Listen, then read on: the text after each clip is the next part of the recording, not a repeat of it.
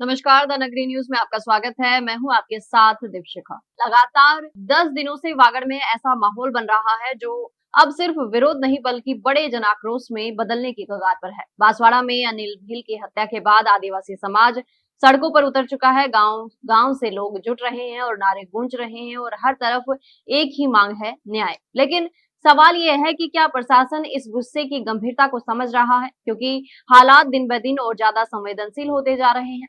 इस आंदोलन को अब भील प्रदेश टैक्सी यूनियन का भी समर्थन मिल गया है और अगर चक्का जाम होता है तो पूरे इलाके की स्थिति प्रभावित हो सकती है। 10 दिनों से लगातार प्रदर्शन हो रहे हैं, चेतावनियां दी जा रही हैं, लेकिन मुख्य आरोपी प्रकाश सरपंच के खिलाफ अब तक कोई ठोस और सख्त कार्रवाई नहीं हुई। उल्टा मामले में प्रेम प्रसंग का एंगल देकर कमजोर करने की कोशिश की जा रही है, जिससे लोगों में और ज्यादा आक्रोश फैल रहा है। आदिवासी समाज का कहना है कि भारतीय न्याय संहिता पूरे देश में एक समान लागू होती है, तो फिर बांसवाड़ा में अलग रवैया क्यों अपनाया जा रहा है। अगर हत्या हुई है तो धारा 103 के तहत कार्रवाई भी उतनी ही सख्त होनी चाहिए जितनी देश के किसी और हिस्से में होती है। इतनी चेतावनियों और बढ़ते दबाव के बावजूद अगर प्रशासन अब भी नहीं चेता तो ये आंदोलन और उग्र हो सकता है।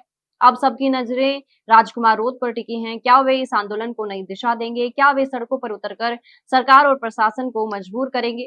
क्योंकि अब आदिवासी समाज केवल आश्वासन नहीं बल्कि ठोस कार्रवाई और न्याय चाहता है। और अगर ये नहीं मिला तो ये आंदोलन एक बड़े विस्फोट का रूप ले सकता है।